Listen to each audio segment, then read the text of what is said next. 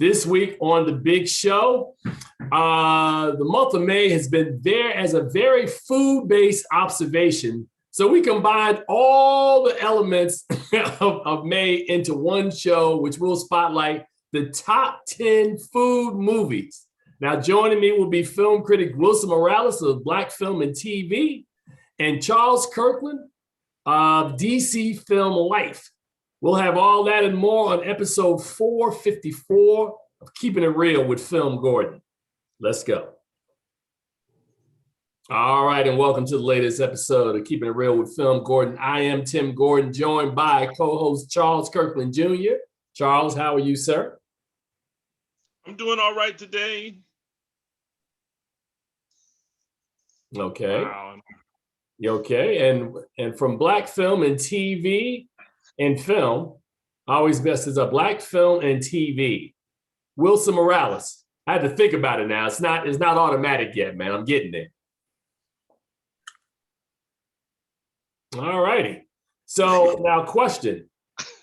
Am I having some computer issues or y'all having computer issues or y'all just messing with me? Nah, I'm good. I think Charles is on I think he's using his phone and it may be on 2 bars. You know? Okay, yeah, because Something happened. I don't know what it was, but I seem to be okay right now. Okay, you okay right now? All right, cool. So check your internet to see if you paid the bill. Wow, taking shots, man. Hey, welcome to May, which ordinarily in any other year, other than this year and last year, we would be starting the summer movie season. We'd be talking about Black Widow. We'd be looking ahead to all of the films that are dropping in the ensuing summer months. We're slowly working our way back, and we were having a conversation off air before we got on. Let's share a little bit of that. We're starting to have films show back up, and screenings are returning for the first time in 14 months. So Wilson, you've done a couple of you don't have to tell me which movies, but you've done a couple of screenings already. Am I correct? Yeah, I've seen some films early on. I can't discuss, what they are because, there'll be haters out there, like how you got to see it so early and so forth. But so far the screening rooms that I've gone to, it's only really been me and someone else. It's like when you're doing, so like they're arranging these screenings based on who can go, and they're certainly taking safety precautions. That's in a screening room. This is not actually a theater. So sometime soon, for the next 2 weeks, I will be heading back to the theater. We'll see how it goes. New York, I think it's back up to 75% capacity. So they may allow for at least a press screening anywhere between 5 and 10 people, so long as we're like spread out. Like I'm talking about, like I don't want to see you to across the block. Right. Well, here in DC, from what I've heard, because I haven't been to a movie theater since last August. But what I'm hearing is that it's been anywhere between 3 to 10 people that have been in these theaters. So it's not a huge amount of folks, but we were talking offline. As I said, there are 3 movies that are coming up that I haven't RSVP'd for because, again, I'm still waiting for the 2-week period of my second shot to kick in before I start intermingling with people I haven't seen in a minute. So I'm just trying to be safe, man. But I understand that it's also a challenge because, as you talked about earlier, Wilson, it's about not just the times of these movies, but since we're not doing screenings with large numbers of critics, they're also only keeping them like this, these single screenings that aren't really opportune, or the locations aren't really just amenable for everybody, right? In our case, Charles, they want us to go around over into Virginia to watch movies, and I'm like, not necessarily there yet, but we'll get there, man. This is going to be a process that's ongoing, and I'm hoping that these other variants that we keep hearing discussed, that won't be an impediment to us moving forward. So all we can do is take a wait and see attitude, man. Charles, you got anything on that? Well, I just celebrated my 2-week after my second shot 2 days ago. So I think I'm good and set. But, I was concerned because we had a pastor in the area who tested positive after he had been vaccinated. and had the 2-week period pass. So now they're questioning some of the efficacy of the vaccines. And I think he had the Moderna shot. So, No, you can still catch COVID if you've had a shot. It's just that they're hoping with the antibodies that it won't be as bad if you had no vaccine in you. So it's not like you have a shield around you, you can't catch COVID. You can still catch COVID. You can still catch it, but it won't kill you. Hopefully. Hopefully. But like you said, I've been waiting to go back to the theater for a long time. And so, I can't, I got a couple of invitations that I've accepted. So hopefully it's not for another week or two before I can get actually into a theater. And yeah, I don't care. Hoffman which is in Virginia, is only like 20 minutes, 25 minutes away from me. So that's not a big deal. I ain't talking about Hoffman. I'm talking about Tyson's Corner. Oh, no, I'm not going. Well, I mean, I will if I have to, but Hoffman is a lot closer, and I can go there quicker.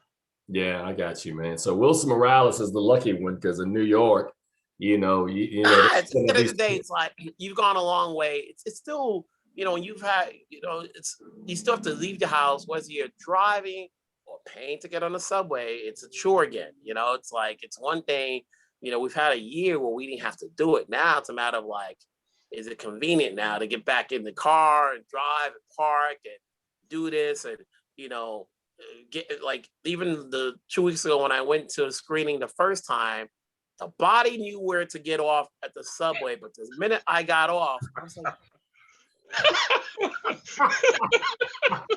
where am I going again? It's been a minute, bro. It's been a minute. Like the brain had to, it's like riding a bike. It's like, okay, put one left foot in front of the other type joint.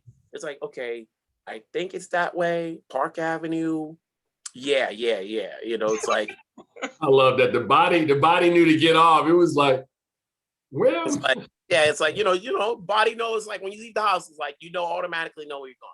But then you have to think like, okay, am I going the right way? It's like, let's think again, Man, that's fun. All right. So Wilson, I'm just trying to accept all I can because I want to be in line for the Black Widow screener.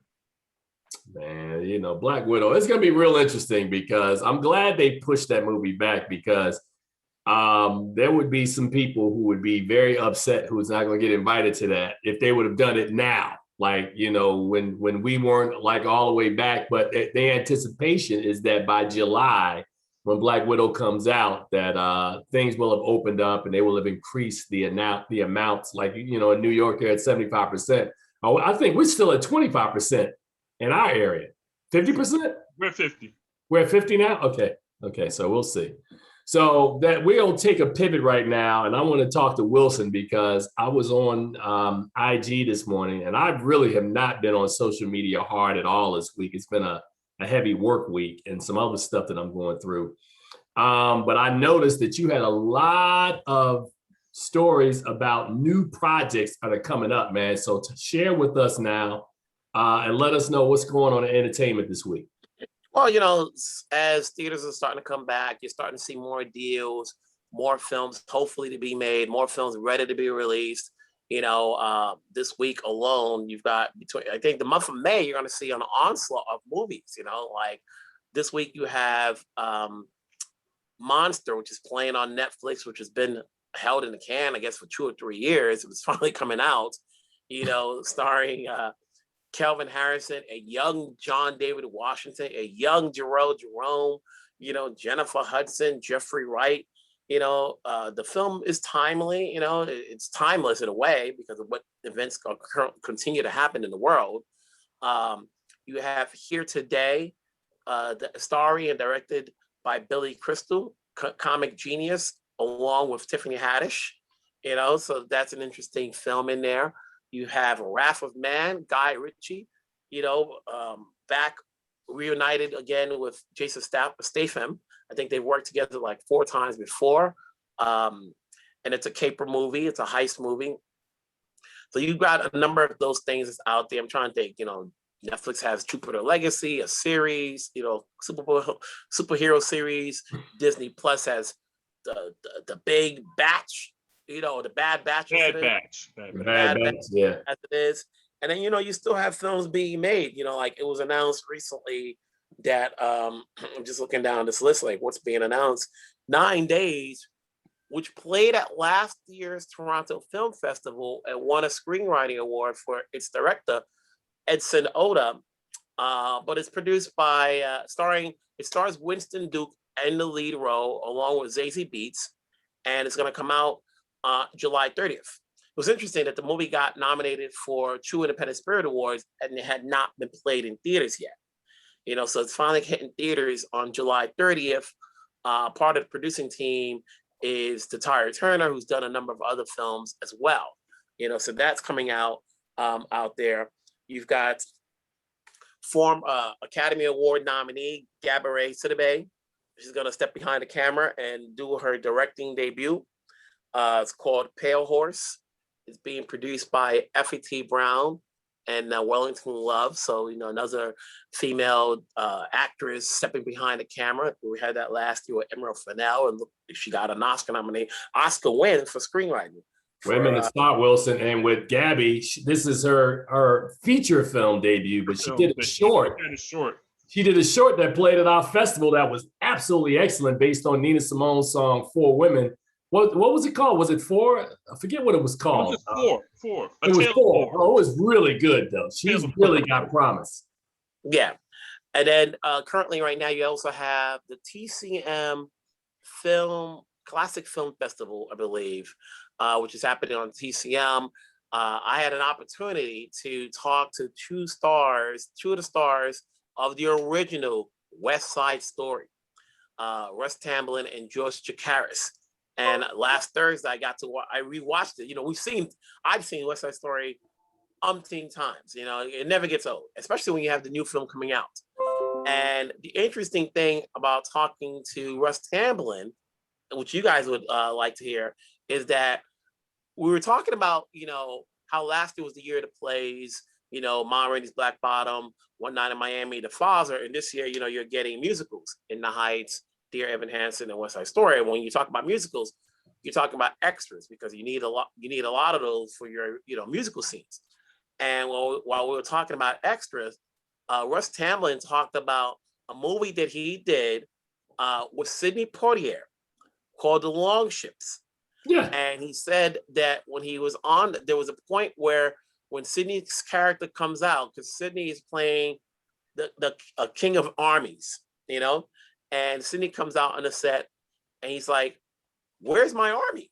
And they shot this in Yugoslavia, and all of the white men were in blackface. And the producer goes, "Here they are." He was like, "Are you serious?" He was like, "This is all we can find." And Sidney goes, "You couldn't go to Africa and get a bunch of black actors? Well, listen up. I'm going to walk away, and you call me when you got these black actors. I don't care where you get them from." And he walked off the set, and they were off for a couple of days till they got that sorted out.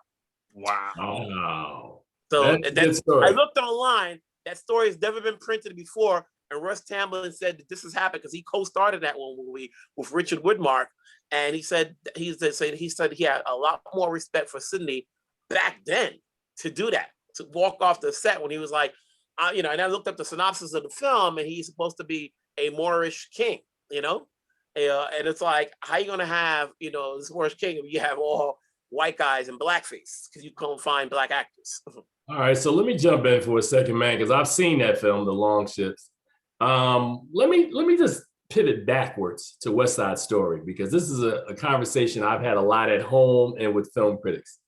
There are certain movies that I've watched over time that some age really, really well. Like, you can watch them and they're timeless. Like, I watch All About Eve, it still works. On the Waterfront, all those movies, The Godfather.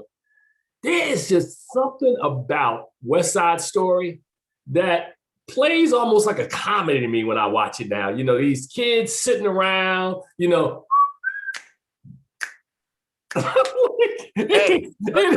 did not age well at all to me. Yes, it did. And if you want to come for me, you can come for me. I watch lots of classic films. That film didn't age well, and the other film is one more I was just thinking about. But see, some movies are meant for its time period. At the end of the day, it's like you look at Rent. You can't redo Rent now. The Wild Ones is the other one from Marlon Brando. Another one that to me just didn't age well at all from 1951 because it's just dumb. You watch it. It's the music. It's the music. And at the end of the day, George Shakari said, "Listen, racism still exists. You see it now. What's happening? It doesn't have to be black, white, or Hispanic. You see what's happening now with what they're doing with the Asian community. You can always play West Side Story. Remember, that's a take off Romeo and Juliet. Correct.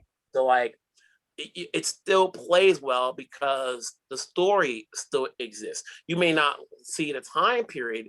They shot that movie at a time when where Lincoln Center is now, and it's the songs stand out. The fact that you can still celebrate that 60 years later with the core three still alive. Rita Moreno is 89 years old and active. Like, she ain't on no wheelchair.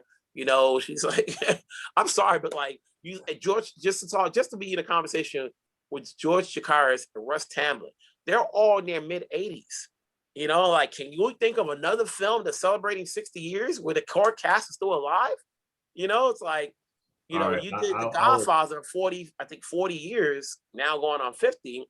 Yeah, but all those actors were much older when they did The Godfather. The actors in West Side Story were all young when they did those roles. A young Natalie Woods, a young Rita Moreno, Now, again, I will say this in my defense, right? When I say it didn't age well, the gang setting of it didn't age well, but the songs are amazing in that film. They really are. Those songs stand the test of time. It's like, there's a lot of films that like gets that airplay. West Side Story, the 10 Commandments that they play every year. And you're going to sit there and watch it. And you're like, it's the 10 Commandments. It's Easter. It's a Saturday. If you ain't going out, you know what you're watching. You know what you watch is like, you know half those lines. All those movies. But Wilson, seriously. And I know, watch this. I'm not putting you on the spot because, I know Charles and I have watched more classic movies than you. Am I the only one that there's certain movies that just don't play? Like when I watch 1976, girl group, giving him something he can feel. Claudine. Not Claudine, Sparkle. Charles. Wait. You think that movie aged well? It ain't a question about age. It's more or less like, if you loved it then, there's a lot of movies. Coolie High still works. Still works. Yeah, but you're not looking at it for Sparkle still works. My daughter just discovered Sparkle, and it's one of her favorite movies. Would you want to see a remake of Coolie High? I would not want to see a remake. I don't want to see a remake of Uptown Saturday Night. I thought that works. This whole remake, we had this conversation, we have it intermittently, that certain, there's this thing with remakes because people feel that instead of creating real stories, that we have to market them as new stories. It's easier to market something that people already know, which is why Disney exists. Disney has an entire catalog. They do. I'm not making this up. Well, remember, they re-release and redo films every 20, 30 years. They're remaking their animated films into live action. It's a different story. And then they've taken and then after that, the next time around, they'll take those. Their original stories are adaptations of fairy tales that were there in the first place already. So, it is. And they do it for a new generation. Because why? Because it's kids. And kids will like I'm not disagreeing. I'm saying, but this is a model that the folks are doing, but we don't have to remake. There's certain films, like nobody's ever came back and said, we need to remake The Godfather. Who's ever heard that conversation? We need to remake Raging Bull. No, we don't. The first Raging Bull works. Leave us with that. So I'm speaking of remakes. Are you saying that they don't need a new West Side Story? Or where are you going with this? I'm going that the only reason why we have a West Side Story is because Steven Spielberg decided he wanted to remake West Side Story. Yeah, anybody else would be like, no, right. I'm being real. We don't need West Side Story. I saw this story already. keep watching the original. I promise you, this one won't be better than the one from 1960. Remember when Gus It'll Van be Sant different. did It won't get better. shot-for-shot remake? Gus Van Sant did a shot-for-shot remake of Psycho, and you're like, what were you thinking, dude? Nobody's talking about the movie. What were you thinking? But wasn't it Vince Vaughn that was the star in it? I mean, yeah, it's like, what were you thinking? And then you look at I just saw now, like they announced that they're gonna do a remake of the Toxic Avenger. Now that's a cult film. Why would you remake that? See, that's why I said sometimes I think folks are so idea bereft. That's right. I use that phrase. You are bereft of new ideas that you want to keep going back and remaking stuff, but it's always they want to build an audience. It's tougher to market a film or project and get unless you have the big names that sell right away. Right. Everything else is like you want a built-in audience already. Like, hey, somebody's gonna come see it because it's a reboot.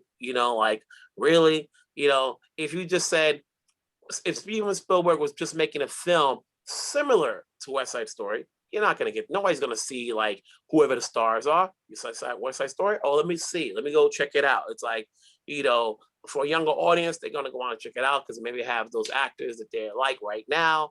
All the audience is like, I'm fine. I'll take, it's sort of like, when they played it the other night and I'm watching a reaction on Twitter and people are talking about that movie, and it's like certain scenes, it's like when they sing Cool and it's Tucker Smith singing that song and he's a tall guy with the blue eyes.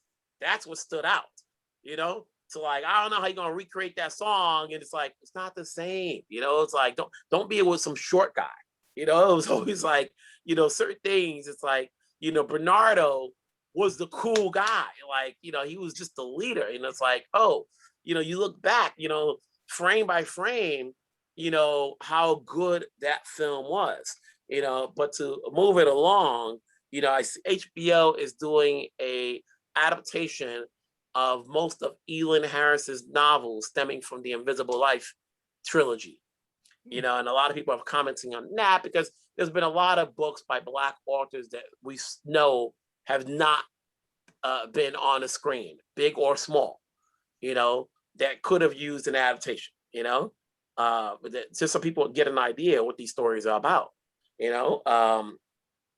also have what?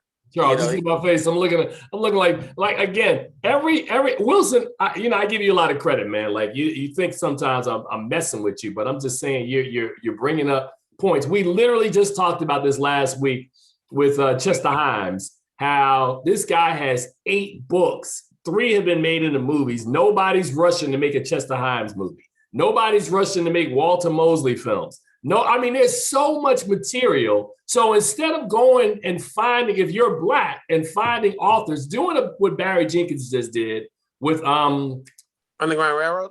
No, I'm talking about the author's name. The guy just won a Pulitzer Prize, Colson Whitehead. Yes. There are so many authors that are out here that there's source material that you can adapt into films. And I don't understand this laziness of, yeah, man, let's remake it. It also goes to power in a way and producing power. Barry Jenkins is an Oscar winner.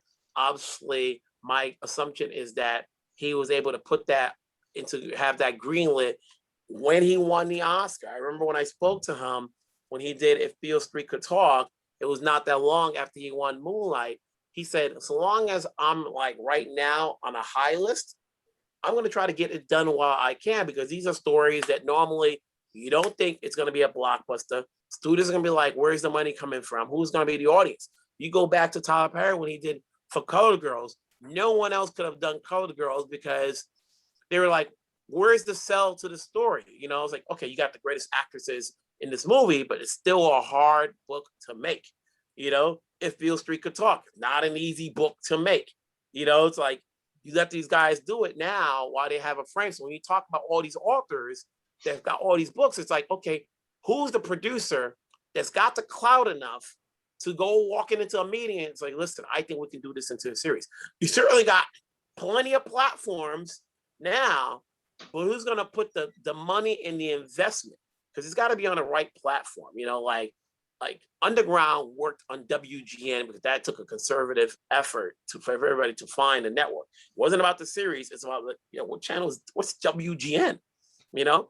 And so now it's like you have, you know, Underground Railroad, and we don't know how it's going to play out. People are getting, there's a little talk, backlash, because it's like, do we want to see torture porn? You know what I'm saying? Like between, you know, we know what's going on. I don't need to see 3 episodes where my peoples are getting beat down and slavery and all of that. You know, we have Antebellum, we've got them. Now you have Underground Railroad. You can't assume you're going to have an 8 to 10 episode series where you talk about Underground Railroad. There ain't no one getting beat down. You know, it's like, I'm gonna leave that alone. That's gonna be next week's conversation because it'll be out. So we'll have a show on that. Don't jump ahead, Wilson. Stay in the pocket. You know, you know, so you got that. We could have gone down that rabbit hole real quick. I know. That's why I was like, Ixnay on next week's show, Wilson. You know, so they just released a trailer to, on a funny moment, to the house next door, Meet the Blacks Chew. You know, how was that, man? Okay. I'm asking a question. And I know that the director is he directing? Don't say you know what I'm talking about, right? Don't say I said don't say the name, man. Nah, man, I gotta call him out. Let's not say Dion is directing this, right? Yes. All right. Yes. Let's just say the first one was a hit. Okay. Independently was a hit. You know, for the budget it was. People have watched that. You know, sometimes, you know, the thing I like about Dion is that, like, he's one of those directors, like, he ain't shooting for the moon right now. He's just making films. And sometimes you need, you know, I'm looking for that Black director's like, yo, just keep making movies. You look at Malcolm Lee and the movies he's done. You know, he hasn't done a biopic. He hasn't done anything that's super serious. He just does movies, you know. And granted, not all of them have to be an A-list. You know, they're like, okay, you know. So, like, at some point, you know, you need commercial popcorn films, you know, that's like, okay. And then sooner or later, you know, who would have thought the director of the one that got nominated, the one that did Green Book, and remember what he did years ago? Well, I mean, the whole thing. There's something about Mary. The one who did There's Something About Mary years later would do Green Book. You know, Peter Farrelly. It's like, Peter Farrelly, possibly an Oscar nominee. You know what I'm saying? You never know when these guys are going to step their game up. Just take a look to see, get a chuckle. I haven't looked at the trailer yet, man. I'm just saying that. What is it, Wilson?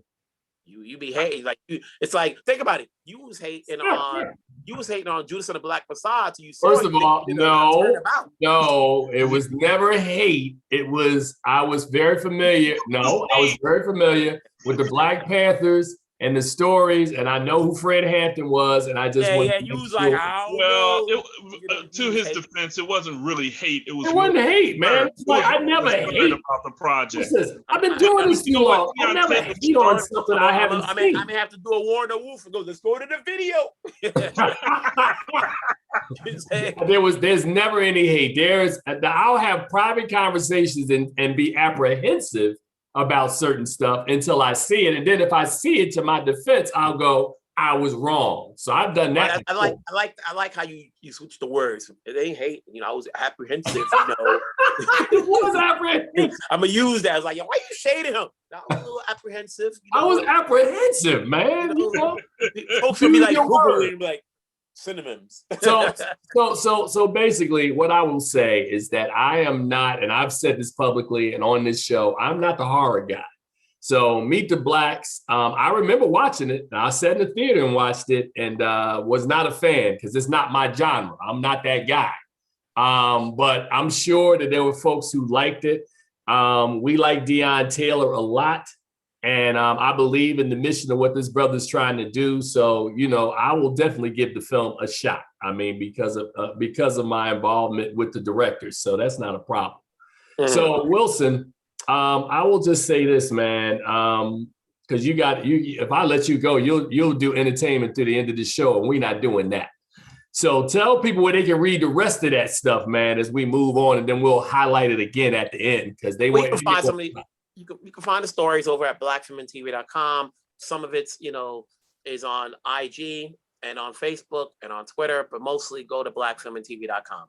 And please go, because Wilson Morales, man, I give you a lot of grief, man, but I respect to the nth degree the stuff that you do, because if I wasn't reading your site, a lot of that stuff I wouldn't know, because I don't have that kind of time. I don't know how you had that kind of time, to be perfectly honest, but that's another story. But also, just to quickly note, another movie that's out in theaters is The Waterman, with David Oyelowo making his directorial debut in it. He's starring along with Rosario Dawson and Lonnie, the kid from This Is Us. Okay. That's also out in theaters as well. All right, so before we move on to our food films, I'll just share a story that happened to both Travis Hobson and I this week. That reading is fundamental. So when you put your movies up before the embargo, you have to get the wrath of major studios who will hunt you down and not only ask you to take down your screening links from all your social media platforms and your site, but they'll have you going. I mean, I was doing Sherlock Holmes research trying to find out how to delete links. Because once you put your information out there, it's out there, man. So people will start to share it. So I had to go find that stuff. Well, you broke embargo? Well, I didn't read, man, because I assumed, watch this again, assumed that if your movie comes out on Friday and I put a review out on Thursday, it should be okay. I mean, it's okay generally 95% of the time. If you put a movie out, a review out 24 hours before a movie was released. I mean, am I wrong, Wilson? Like a Thursday? Like so, but sometimes you also have to check to see. You get those emails and they tell you do not release it. So the embargo happened to be on midnight at 12:01, which I was like, okay, I don't understand it, but okay. So yeah, that was a lesson we both learned with both the two of the major releases that came out this week. So. You haven't had that happen before, Wilson, where you put something up prematurely and... Nah, that's why I have glasses, Well, reading. Reading is fundamental. Read between the lines. Here's the screening release, but do not put it out to this particular time and date. Like you guys want to be ahead of the line, It wasn't about being ahead of the line. I figured 3 o'clock. Look, 3 o'clock the day before is normally safe. Like, if you put a review out at 3 o'clock for a movie that opens the next day, generally. Well, actually, one time I sent a review to my publisher, and he published the review, and it was outside of the embargo. And so the rep from the film called me up, wanting to see when I put this link up, and I was like, I didn't put a link up yet. It's not up yet, so. I had to cover it up that it hadn't been published because it was outside the embargo, but it happens sometimes. I love how Wilson, it never happens to Wilson because Wilson reads. Wilson has broken embargo before. No, it's like, I think I'm on, so because I'm mostly online as opposed to you guys, I'm the written word. You guys are just talking and all that. I'm the written word too. What are you talking about? I was a review. So it's like, but I'm posting stories up. I'm getting stories about like, oh, Wilson, this is embargo. And a lot of times these emails goes embargoed till this date and time. So when you're ready to put it up, you check again and you're like, oh, and you guys have the you have the power to put it in draft mode and set it up to be published where you don't have to do it physically. You could just say, let it be published at this time. So, but guys, listen to my excuse because this was classic. I said, the two things that I've grown accustomed to since we've been in the pandemic, when I watch movies at home, I usually see my name on the screen on my email address, and then it'll say embargoed until this particular time, right? I said, this movie didn't have an embargo going across, so I had no idea. I thought it was cool. And the person told me, wait a minute, you mean to tell me? Yeah, you using that excuse? That's my story. I'm sticking with it. The judge is going to be like, really? It's like, how long you been doing this? I sold it, man. Like, you didn't have embargo going across the screen, so I assumed we were good. You could you could have just chalked it up to like I was using somebody else's Wi-Fi. He was coming in and out. Maybe the words were being hidden. You know, I was watching on a certain ratio. Maybe got cut off. That is funny. Well, that was my excuse. I tried it. It did not work. And I bring that up because this is a peek behind the scenes into what we have to go through doing this job. So I'm going to transition now to our top 10 food movies. And the reason why we're doing this topic today is because when I did the research on what our observations for the month of May, this is National Asparagus Month, Strawberry Month, Salsa Month, Salad Month, Egg Month, Mediterranean Diet Month, Hamburger, and Barbecue are all in the month of May. So instead of doing these individually, I just said, let's put this together, man. We'll make it food. So I, of course, will lead off because I know my people are always looking at me. And yes, I did do research to do this one because I had to put a list together. So coming in at number 10 on my list of the top 10 food movies that are my favorites is Ratatouille, the animated film. Yes, it's on there, and it's on there because it's about food. It's about the title speaks for itself, an animated film about a mouse. And he's in a kitchen in France. So yes, it made my list, Charles, incredulous as you look. Eat, Pray, Love came in. Wait a minute, no, we're not doing commentary yet. Eat, Pray, Love came in at number 9. A great film, Julia Roberts. Viola Davis, before she became Viola Davis in this film, and she is finding her, transitioning. Her love of food in this is really, really interesting as a story as she is in India. Coming in at number 8, I don't even have to really explain Eat, Drink, Man, Woman. A father who has a couple of daughters, but, they all cook well, and he's trying to figure stuff out. There's beautiful food all over the place in this film. So that one came in my 8th spot. Number 7, Like Water for Chocolate. Another great food movie, man. And I'll post this list on the site a little later on for you guys to check it out. Coming in at number 6, Penelope Cruz in Boulder, which had another great food film. I love Charles's face, man. Food is attached to these stories, man. They don't necessarily have to all be about food, but the food is attached into the story. And maybe I should have led with that. So I buried the lead on that. Coming in at number 5, and I want you to make the face when I say Big Night. Tony Shalhoub, what is his name? Just did Stanley Tucci. Stanley Tucci and Tony Shalhoub are 2 brothers who open up an Italian restaurant. Really, really good film. Coming in at number 4, my man Johnny Depp in Chocolat. Wilson Morales had talked about that one earlier, so we had to put that on the list. And now my top 3, The Lunchbox, coming in at number 3. Lunchbox starred the late, great Irfan Khan about a man who works at an office and mistakenly was getting the wrong lunch that a woman was sending, thinking she was sending her husband, but she was sending it to them. She's in an unhappy marriage. The 2 of them establish this friendship. The food in this, the Indian food, is delicious. Coming in at number 2, and this is going to be controversial, is Soul Food.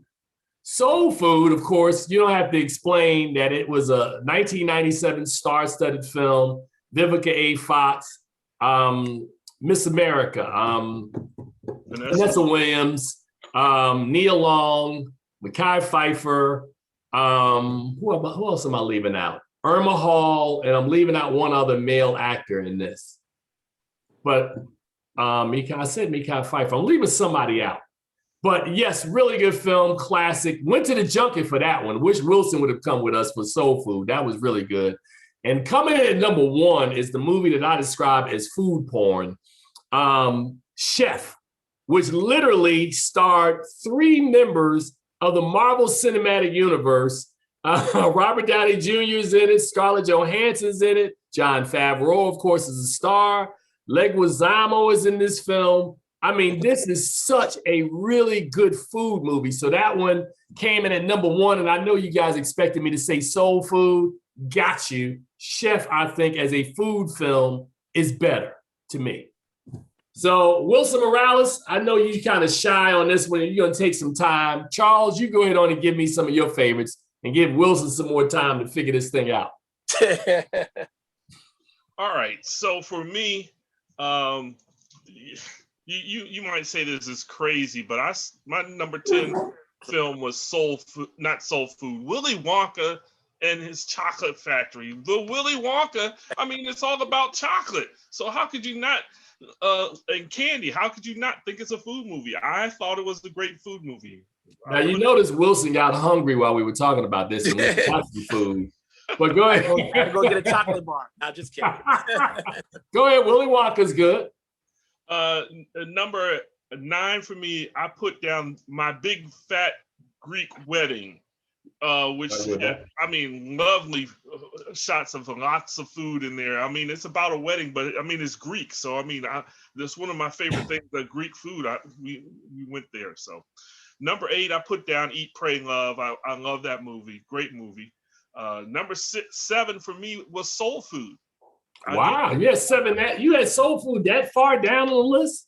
Yeah, I mean, I thought Soul Food, despite the title, wasn't really all about food as much as it was about the relationship. So, I mean, when we're talking about food movies, I mean, it's up there. I mean, you get the shots of food, but it really wasn't the food movie that up there. So, go for it. Okay.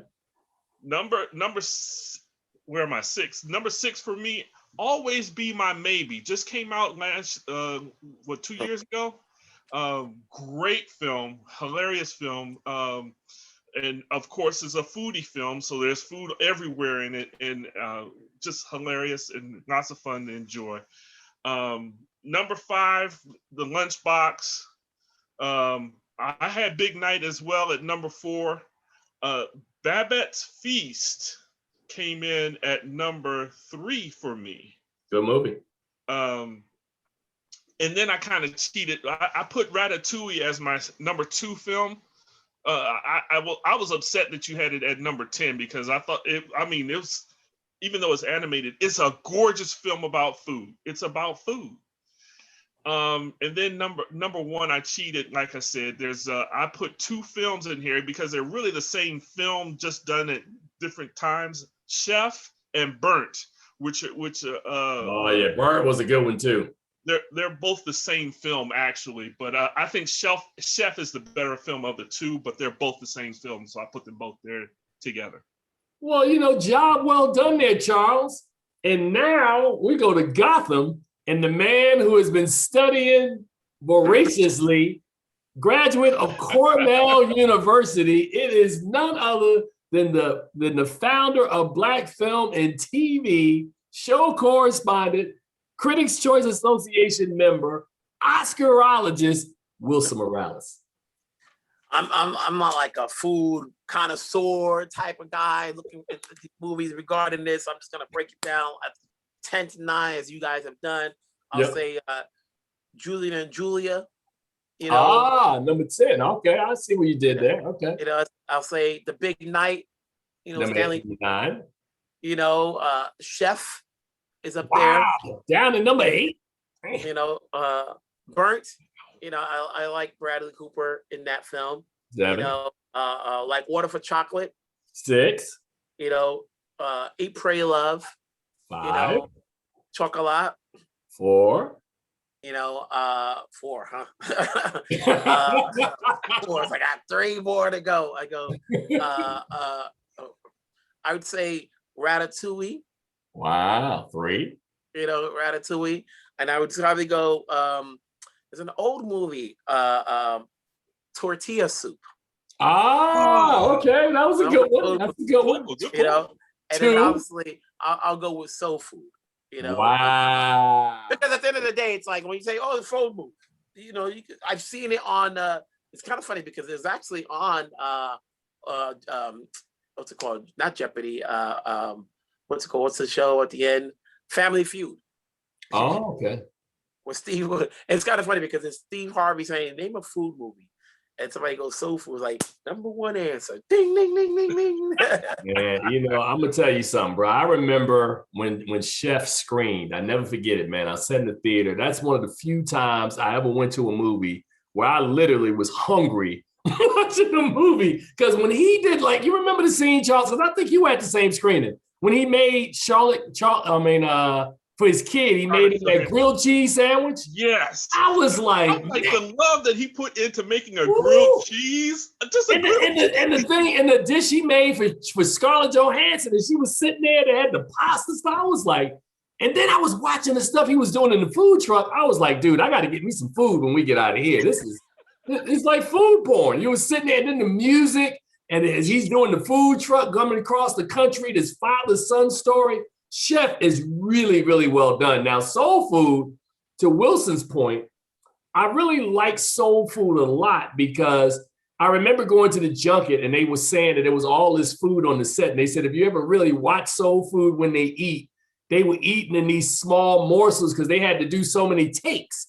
They couldn't spend a lot of time eating that food because people were getting full. So they was like, just eat a little bit. They were like, what was the name of the Michael Douglas movie about McDonald's? Oh, you're talking about The Founder. The Founder. The Founder. Yeah, that's another one. That's a food movie. So, and then food, like to Charles's point, when you did Willy Wonka, food doesn't necessarily just have to be food. It could be dessert. You talked about what was the other film? Reservations with Catherine Zeta-Jones. Yeah. I forget, there's something reservations. I thought it was No Reservations. No Reservations, yes. So, I mean, there are tons of movies, man, about food. And you go back and you look at different stories, man. And it's like the food is just the element. But I think the lunchbox, which Wilson didn't name. Did you name the lunchbox? No. Yeah, the lunchbox, man. I challenge you to go and watch that. That film is such a really good story. And she cooks all of this food for her husband. Her husband is kind of ignoring her. And so she's using the power of her cuisine to try to get his attention. And he's never getting the cuisine, but somebody else is. And when she discovers that he's not getting her food, she writes a note in there, and then they start this friendship back and forth. And it is a really, really well done film from an actor who's no longer here with us, Irfan Khan. I loved watching him in that film. The Namesake was another really good film. Wilson is like, I don't know what you're talking about. Wilson watches these movies and they're like disposable. He's like, on to the next one. I remember it drunk a lot because I remember when I did the junket for that, and when we went to the hotel, they had this display of food, and you're like, are you kidding me? I go, I hope you're giving us doggy bags, because it was too good to just leave there. It's like, you go to entree, you're like, it's like, it's too much, but there's been food movies, and they don't do it some often enough because that takes a lot of work. Man, let me tell you something. Wilson Morales, the one junket that Wilson didn't go to, they did a soul food junket, right? And they had it in New Orleans. I never forgot this because this was funny because Kevin Hurd and I met during this junket. And they had us, Wilson, they brought us to a theater, right? And the first thing that was crazy, they had a theater in the hood in New Orleans. So this might have been like, I don't know, Lil Wayne's neighborhood. But we got there and they put the bus skipped the line of all this long line of people that were standing, 200 or 300 people out there. And they were going on, who are these people? Why are you letting them in early, right? So we get in, Wilson, they gave us the coupons, order anything you want, right? So everybody's grabbing popcorn and candy and drinks, right? So you sat in there, you all full, and they was like, oh no, after this, there's an after party. So we go to the after party, there's food everywhere. So I'm like, what in the entire 18? Like, if you'd have told me that at the movies, I wouldn't have grabbed and ate any of that other junk and stayed for this. So we had all this food. And then the next morning, they had another huge breakfast spread. They gave out soul food boxes. They gave out spice. I mean, it was nuts what they did during that junket, but I never forgot that junket. And it was another one. I think it was How Stella Got a Groove Back, which was another crazy junket where they were giving out. This is back in the day, Wilson. You were doing these junkets in the 90s. when they used to give you stuff. You getting jackets and you getting stuff to bring back. So the game has sort of changed. A lot of that stuff now happens at the end of the year when studios are sending out, as we all know, all of the trinkets that we get, But yeah, that soul food junket. I think that's the most food I ever saw in a 24-hour period. The studios just like laid it out like, yeah. Wow. Oh yeah. The after party, Wilson, was at Pat O'Brien's down in New Orleans. What? So they had drink, they had food. It was crazy. I was like, y'all guys got to be kidding me, man. Like, they're probably critics that gained 5 pounds, man, in that day and a half that they were in New Orleans, man. So, but yeah, man. So Wilson, we got about 10 minutes to go, and clearly you have done, more of these junkets than I have, and we're talking about excess. What was the junket? Roma a couple of years ago that they had us. Remember that when we were down there and they were like, help yourself, just eat to your heart's delight. Sometimes I used to always be a wonder, like, you go to a screening and food beforehand, like, what do you mean? Always bad. Why? Because they feeding us. Like they feeding us. That's what you said what I was about to say. When that happens, what is that about, Wilson? You're like, they either want you to feel good, like, yo, this joint is good, the steak is good, the drinks is on the house. It's like, then you see the movie, and then maybe they want you to get a little bit twisted so you don't remember how bad it is. Hey, Charles, watch this. Hey, Wilson, remember this junket we went on called the Irishman? How insane was that as an experience? That had nothing to do with food. I was just like, hey, I'm taking a trip. No, but I'm just saying, but there was a lot of excess, man. Like, that after party was nuts. Oh yeah, it was definitely, the thing about these studio films, and that's not just studios, they do it for TV, they do it for Broadway openings. Yeah. Like, they're going to go all out because they want you to have a good time. They want to make sure you fed, get your belly right. You know what I'm saying? Well, as my boy like to say, one of my friends was like, yo, you're going to go out there, like, yo, am I going to get my belly right? Yeah, you're going to get your belly right. You're going to get what was the other? It was something else. What was the other? We had a double feature not too long ago where they showed one movie and then they fed us in the middle at well, look at the theaters now where you go in, you're sitting down, they come in, you ordering your food, and they come to you while you watching the movie. You're like, oh, did you order the truffle fries? And I was like, yeah, bring it over. You got the big tray in front of you. You got the you could control your chair, like you sleeping, like you sleeping beauty, like, yeah, this is good. See, but the problem with all that is Wilson will also attest, and Charles, you've been there as well. The one thing I used to hate, man, was, like in February, you had a regular screening and it's cold outside. You come inside, you got you something to eat, and they put you in the dark and it's heat on. Man, there's so many people snoring. They just are, man. Like, it's like, hey, man. And I've been guilty. I'm like, I never forget the day there was a movie and these two guys were texting each other in the back instead of talking like the two old guys from the Muppets. They were texting each other like, yo, are you ready to sleep? No, keep talking so I don't fall asleep. Like, keep texting me because I get a vibrate every time you send me a text. It's like, that's how we stay up. Like, ding. Man, look, you want to hear a funny story? There's a movie. I went to a screening one time, and I never forget it. I invited a couple of friends because I had some extra passes, and one of my buddies gave me her phone because you weren't supposed to have the phone in the screening, so I had the phone. And let's just say this director, I will tell you off air because I'm not gonna put this director on blast, made this movie, and everybody went to sleep, right? Except for one guy, the guy that was next to me. So at the end of the movie, as we're walking out, and everybody's like, man, I feel good. I got a good nap at this one. And the guy looks at me and goes, man, I would have got a nap too, but somebody's phone was vibrating, and it was the person's phone that I was holding on to, which wouldn't allow the other person next to me to get some sleep as well. So yeah, man, I mean, this whole movement of making theaters a lot more comfortable for people, and as Wilson is saying, bringing food to people, a lot of times, man, I'm like, I don't know. You don't want to make it too comfortable because if you're making it too comfortable, people will go to sleep. I don't think it's loud. I remember when I'm in New York City, I remember, and I was just talking about this with a couple last week, and it was like, I remember being in the screening room, and this lady had the audacity come in there with soup, you know, in a closed screening room, not a theater, like, and we were like, you must be shitting me. I was, you know, like, you must be kidding me. Like, she came in there with, you know, like with the little container, you know, had her own spoon. And I was like, this girl was like, she literally was gonna be like this. You could hear her like, you just had that, you almost had that look like, oh, man, really, really, like, you could smell like Campbell soup type joint. Like, you could smell it. Like come on, you know, stop.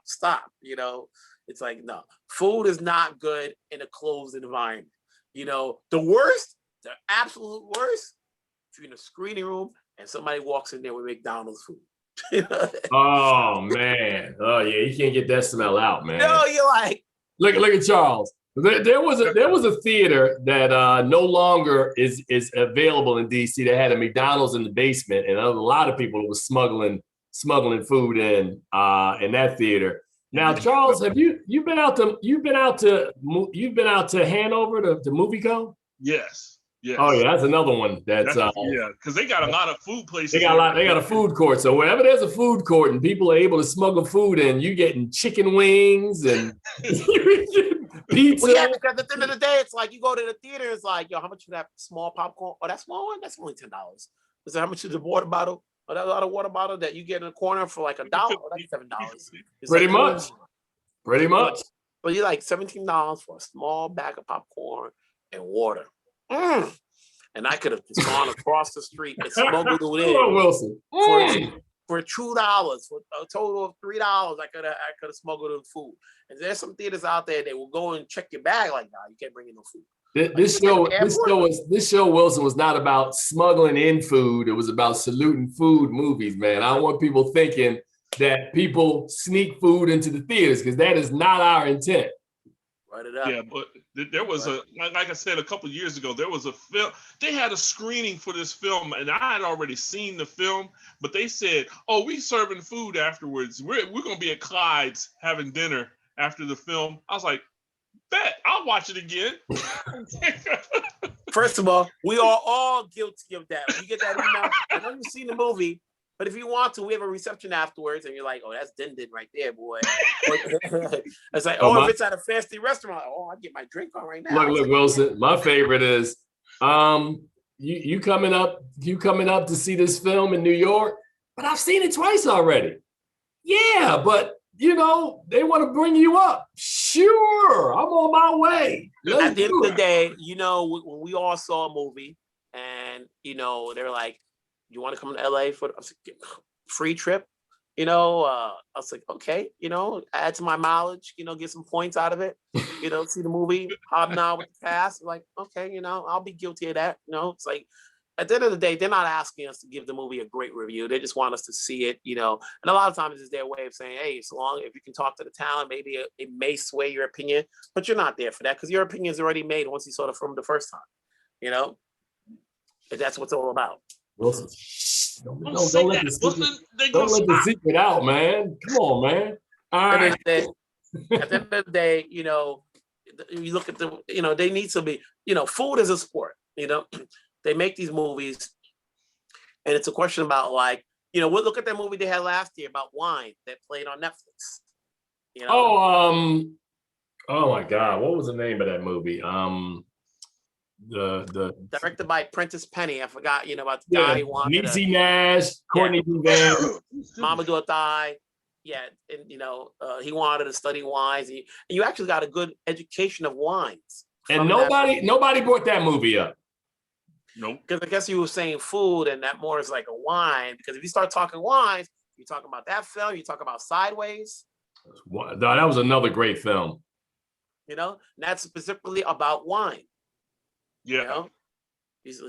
He's specifically about wine. You can always bring up a wine. Uncorked. Yes.